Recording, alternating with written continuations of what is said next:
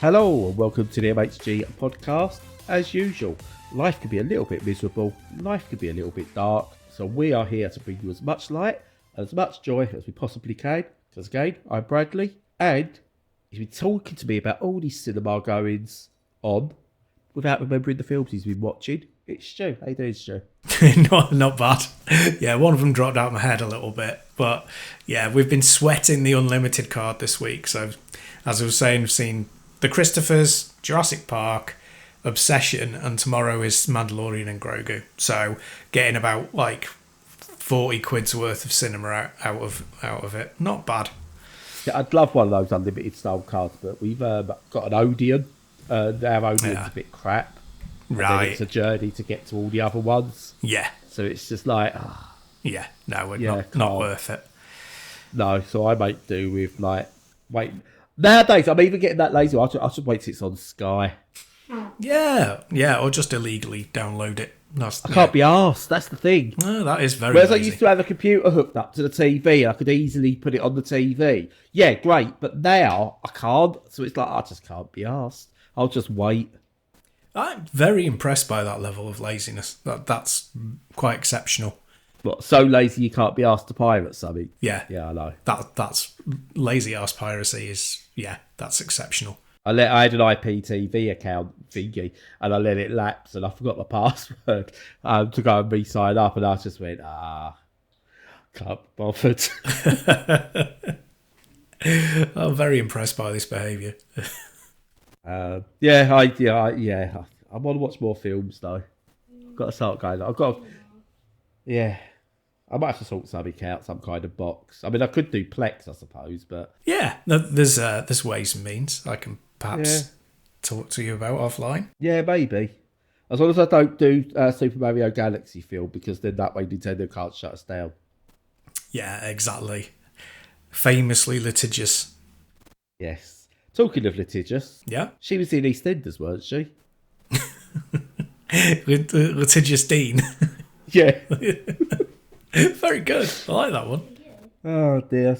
Anyway, talking of stupid puns and segues, video games, Stu. Video games, and you've had that was tenuous. It was weak, but we'll move swiftly on as we normally do, and I'll ask. We're 300 odd episodes in, so the odd bad one here and there's fine. Yeah, it's more like the odd good one slips through rather than. You do not besmirch my segues. I do apologise. But you've been playing more than me, so what have you been playing? A couple of interesting games, actually, that might slip under the radar of many people. So the first one I've been playing is called Enter the Chronosphere, which isn't part of Enter the Gungeon or anything like that. But it's a weird one, actually. It's a turn-based tactics game that is more in common with something like Superhot. Okay. So you've got your character and you move around this world, but the world only moves when you move. So that's where the tactics come into it. And I think there was a game last year or the year before that done a similar thing with but set in the Old West and stuff like that. I just can't remember what that was called, but that was pretty good.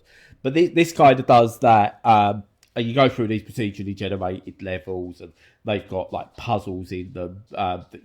Very simple stuff like, oh, here's a row of guns that are shooting out, and you need to get through it by moving at the right time and at the right angles. And then there's enemies you can shoot, but obviously you've got to lead your shot so that it times with how they're moving. So you've got to aim your shot in one way, and then you've got to move to get your bullet moving and get it time to move into the enemies. And as a whole, it sounds really cumbersome and it's going to be fun to play. And it is. It works really well because it's a case of moving as you move. You can plan. And a tactics game, this is why I think they called it turn-based, even though it's not strictly turn-based, is that everything only happens under your control. So you could do things like you could approach a trap that goes off, but you can then step back once you've set that trap off, and the trap will still move, and then you can time it so you can then go over that trap because it's only moving as you move, but because you're in full control, you could just move kind of how you want in the right timings. And it gets really clever the further you go on. It's got all the things like plenty of unlocks you can get to upgrade your character, new powers and abilities, and so on and so forth. And the worlds are really lovely. The visuals are really lovely. Now, I've been playing it at the moment, and it's... As I'm playing it, it is in early access. Oh, it will be coming to early access. It is set to get controller support, but I've only been able to play it using my own customised mouse and keyboard Steam Deck support, which makes it a bit awkward to play because I'm not quite sure how to set it up properly. So I'm hoping when it gets controller support, that will just really tip it over the edge of being one I'm going, yes, I love this. Because at the moment, the control system on it, on a Steam Deck, and I know technically you can play this with an actual mouse and keyboard and get more out of it, but I'm a Steam Deck player primarily. It's not quite hitting me because of that controls issue. But as I said, this is pre-early access, so they've got time to fix that. But the core concept of the game, the tactics side, the movement side, the upgrades, the story behind it, the visuals of it, all of that is spot on. They just got to make sure, I think, that they get that controller set just right. Get that, I think we've got a bit of a sleeper hit here. Don't get it right, it'll just go by the wayside. Yeah, sounds like it. Yeah, the visuals on that are really good. That's a good looking game. Yeah, it's kind of this weird pastel-y 2D, but it's got like depth to it. Look, I can't quite describe it. The only thing I can say is like, you need to look at it yourself to get sort of like to understand sort of how pretty this game is. Yeah, it's gone for a kind of 3D comic book style, hasn't it? Yeah. That really works. It doesn't look like anything, does it? It's not one you can go, it's that style, but it's its own thing. But every part of it is recognisable at the same time, but I just don't know how. Yeah, it feels quite unique like that. Yeah, I'm keeping my eye on this one because it does look good.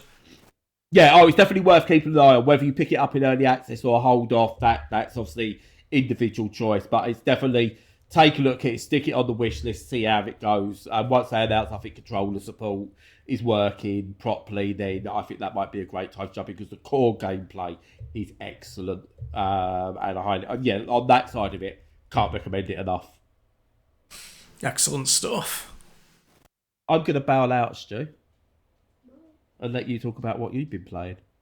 Yeah, well, I've been travelling back in time to the future, however that works, by playing... Tell us a tale. Yeah, well, I will. No, you've not been playing Telltale's Back to the Future, have you? No, I've not, no, sorry. But I have been playing WipEout 3 Special Edition on my PS1.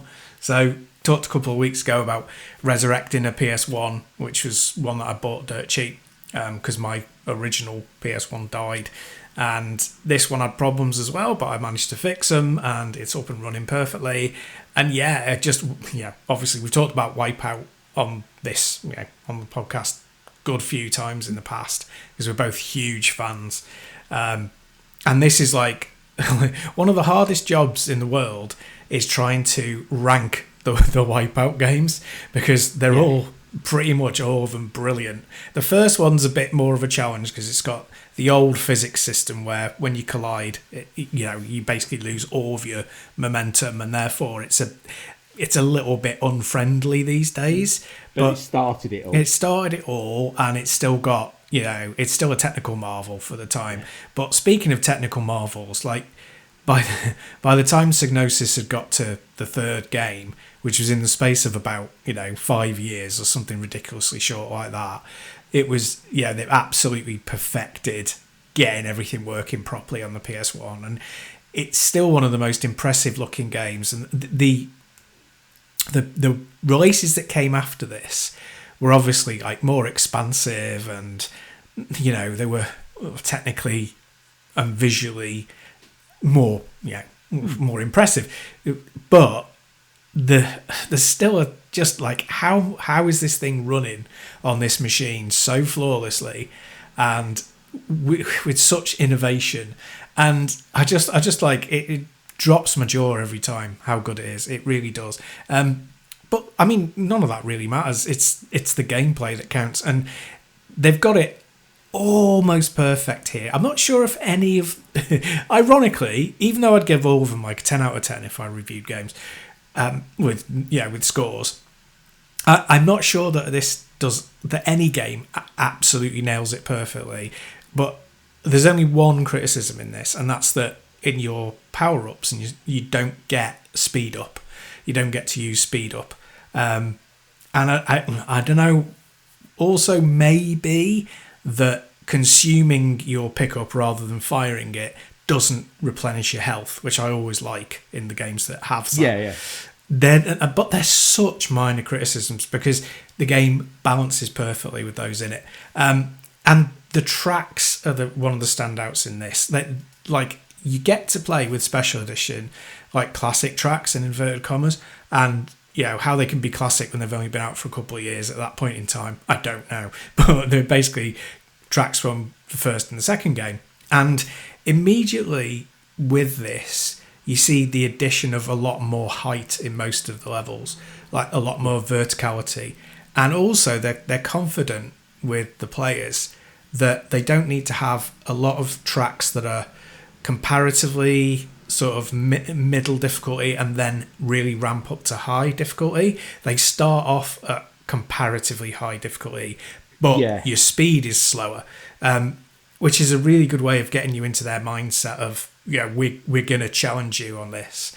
And the nuance in this with being able to use an analog stick for the first time is really important as well, because you always needed to adjust your pitch and yaw to get perfect, like jumping off ramps and also landing the craft as well, so you maintain as much speed and don't bleed speed off. And it works so beautifully with an analog stick. It takes a little while to get dialed into it, but that's a you thing, not the game thing, because the game has got it nailed from obviously minute one, and you're the one learning its systems. It's just a phenomenal game. It ranks as one of those that when you go back and you're not emulating, so you're not like using EPSXE or whatever, and not kind of, adding a load of resolution to it and getting rid of some of the the foibles of the display and everything, it's one of those that still stands up today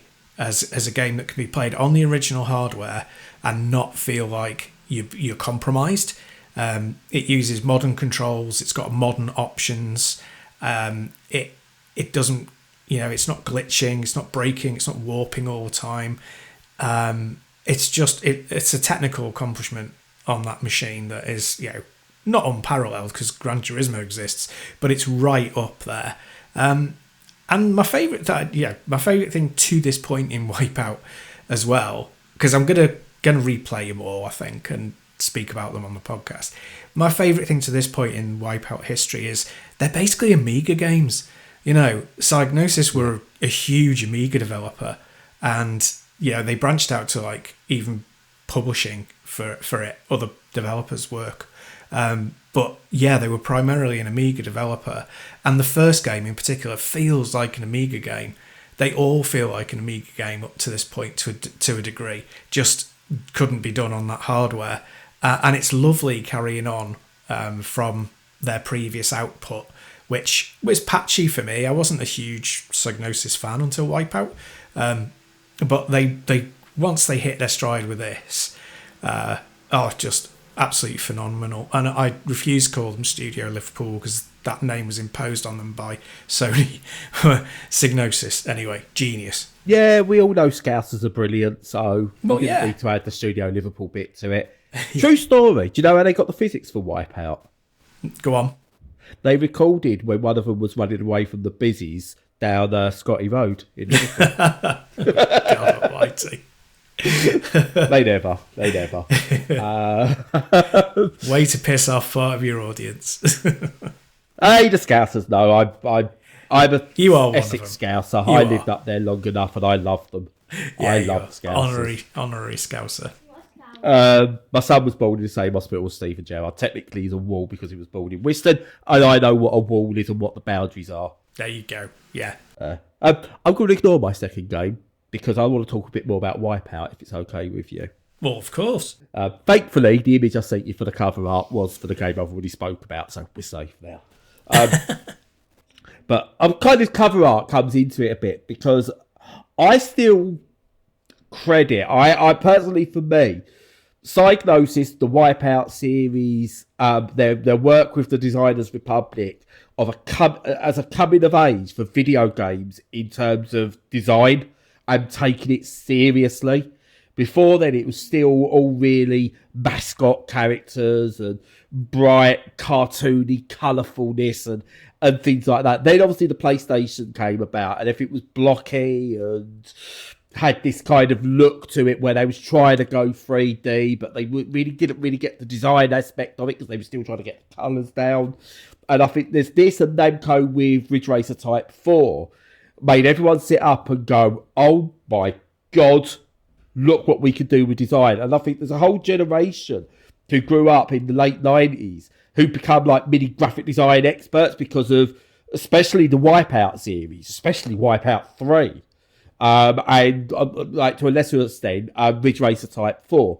There was just something about those games and the way they made everyone sit up and like appreciate good graphic design. Yeah, it was so important.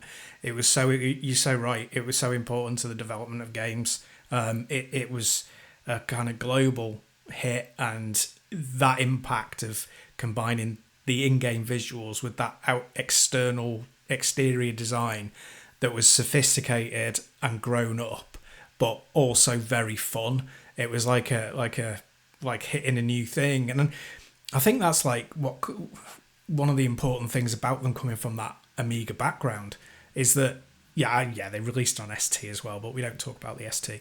But the important thing of that is that being cool was such an important part of the Amiga landscape.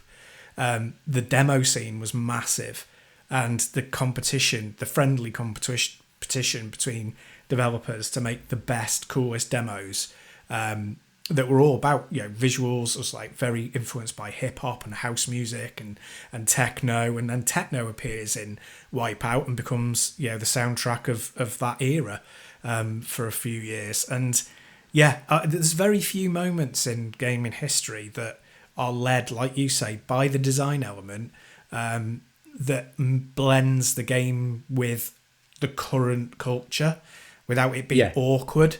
But it also led the culture in a way. Yeah, it was a really special sort of release. Definitely. Oh, yeah, and it's... I look back at it every now and again, for whatever reason, it'll pop up on the feed, or I get an urge to go back to a WipEout. Look at it, go, like, some of the cover art, like, 3 especially, I think, is the one that really does.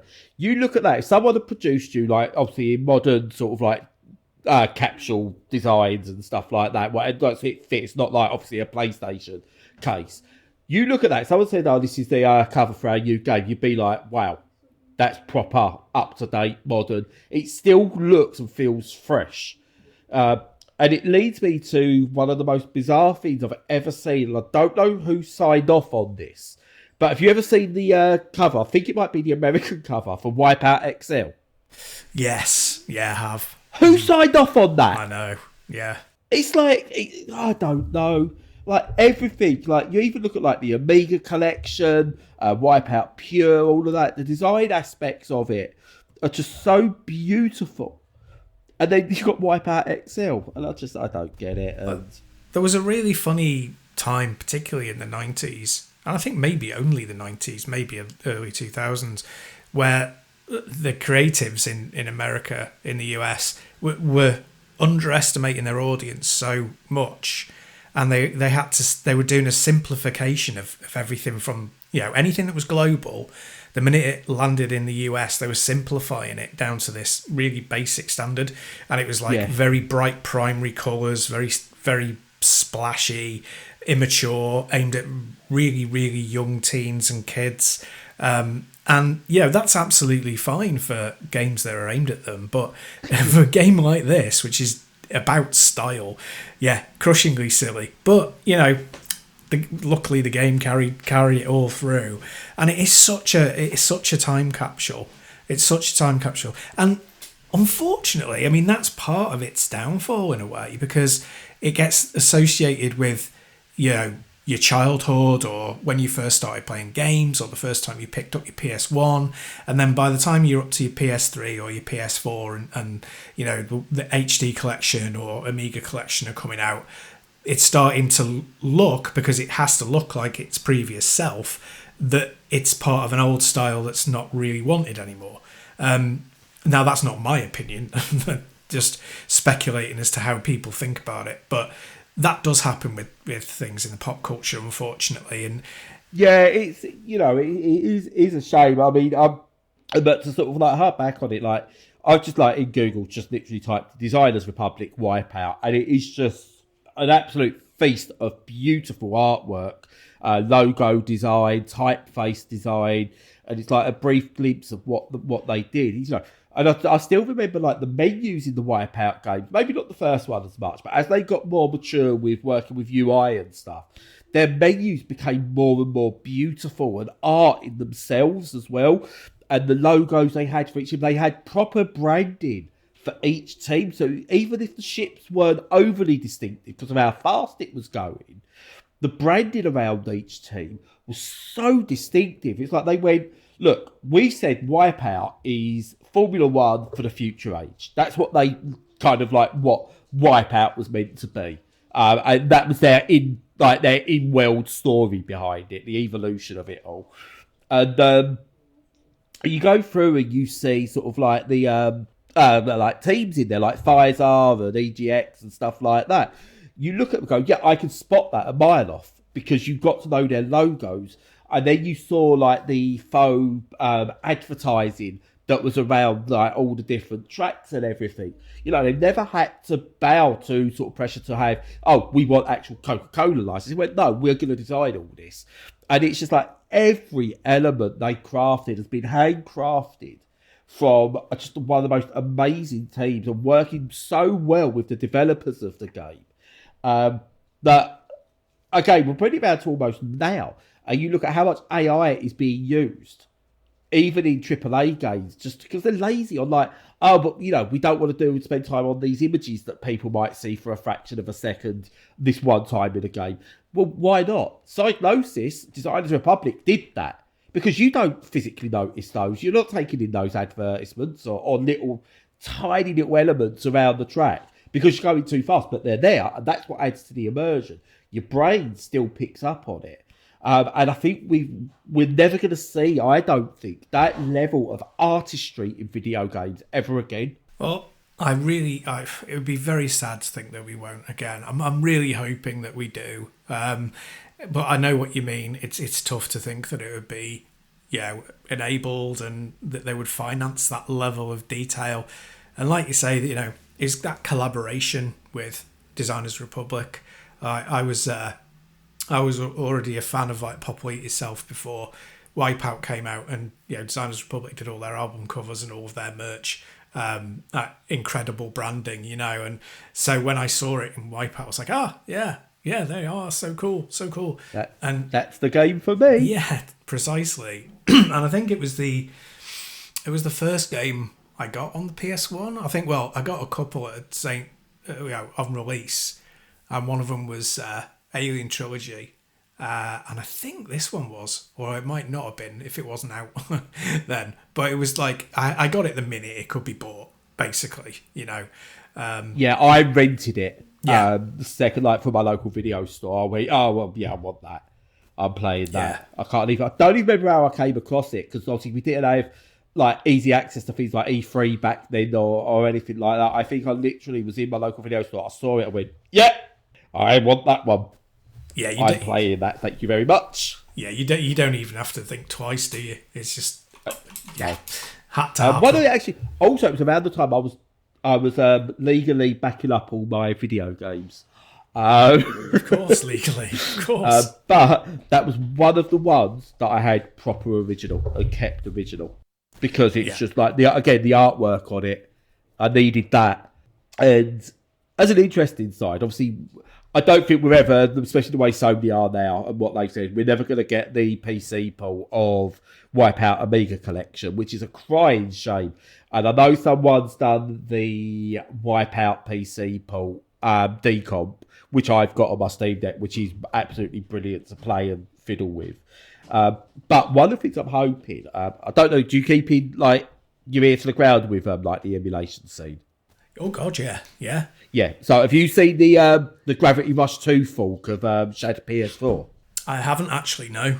No. So there's a fork for basically Shadow PS4 that is built entirely around Gravity Rush 2, and is designed literally purely to work with that. So I'm hoping that we are going to get to the point where someone goes, all right, so that, but WipEout, Amiga collection.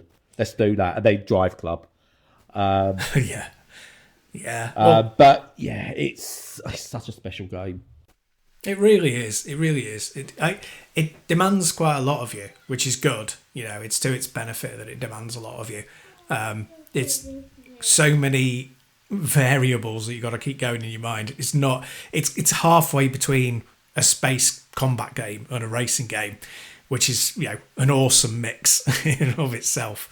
But it demands your attention, and the graphics and the backgrounds just really elevate that so much. I don't think any other team could have done it, No. And it's very British as well. It's got that excellent mix of we're on these mad, brilliantly modern, exciting tracks, but sometimes the backgrounds are dystopian, or it's cutting through beautiful landscapes, and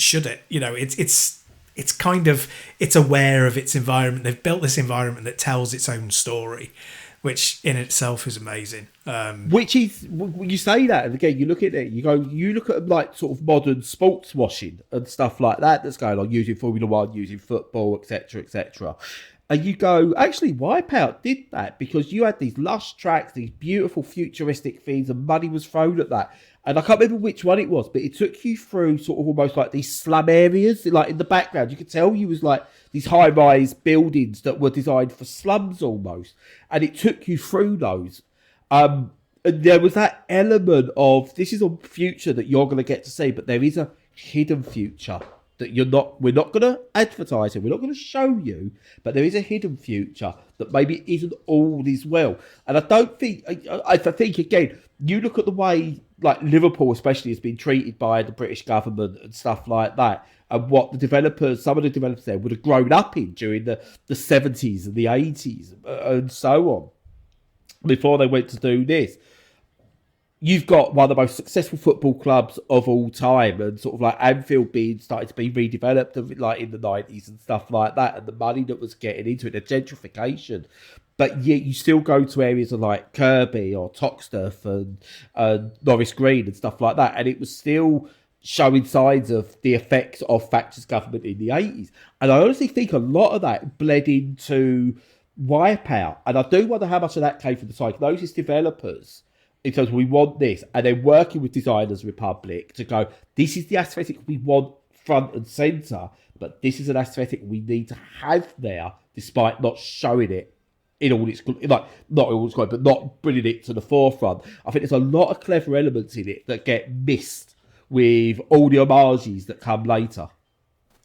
Yeah, no, I think that's a really good point. I think you're absolutely right. There's definitely a cultural influence there of, we're not just focusing on, the track being impressive and the trackside detail catching your eye, which is what obviously like Sega did and Namco did with their races. We're also telling a story outside of that.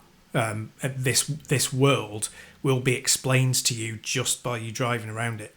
And like you say, how can you, when you're a developer who's grown up with like the Toxic Riots and this managed decline of Liverpool that Thatcher talked about, how could that not be part of your thinking when you were building environments? So yeah, it's fascinating, really.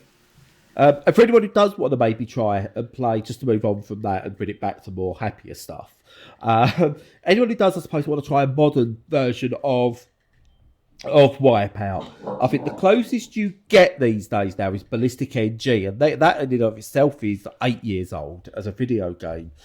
And It's really good, and there's tons of workshop support. It plays really with loads, and you can essentially get recreations of WipEout's history in that game. So you can almost make your own Amiga collection. The only problem is, the only reason I will never go, that's what you've got to play, is trying to wade through all the workshop stuff and get all the Wipeout bits done properly. You can get all the proper music, all the tracks recreated, but wading through all the crap in the workshop as well to get to it is such a ball ache every time you want to. Like, I played it a couple of years ago, and I was going to play it a few months back, and I just went, I haven't got time to set this up. I just wanted to race some Wipeout tracks. Yeah. There's no substitute really for just having a product, an actual product that does these things, and it's tuned to your convenience. Yeah. I just love there to be a new game. It's one of ththose series that's died, and I don't know, I don't get it. I don't get how it died. Yeah, I agree. I don't understand. Same with F-Zero as well. That died, and it's like, but anti-grav racers are still fun. They still come out, and they still garner. Like, even the ones that are just like, people who loved Wipeout or loved F-Zero, they make their own game, but they haven't got the talent. I don't mean that harshly. You haven't got the talent on the background of Psygnosis or the team behind F-Zero and stuff like that. They're trying, but they can't quite get there. Was it Fast Neo or RMX or whatever it's called? One of those. It's a decent anti-grav racer, but it lacks that something that Wipeout had, that F-Zero had. And I want to play them, but they lack. And it's just like, surely Sony can see this. Surely Nintendo can see that there's a market for them.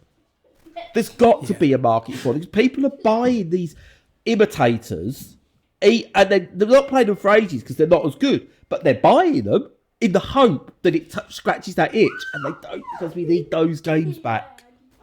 Yeah, I absolutely agree. I was quite impressed with Fast RMX, but it's very much...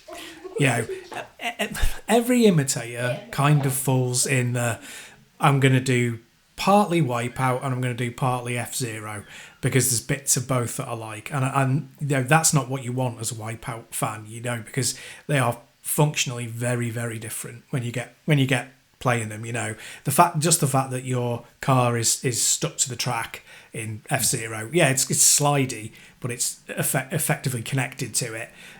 When you're steering, makes it so different. And there's a lot of guys like Red Out and, like you say, Fast RMX, and I've played them and they're okay, but they don't reach that level. And you have to have all those elements in it. You've got to have all of them to make it the full Wipeout package. So hey ho, maybe one day. Yeah, Wipeout Beach Boys edition. And why is that? Don't do that.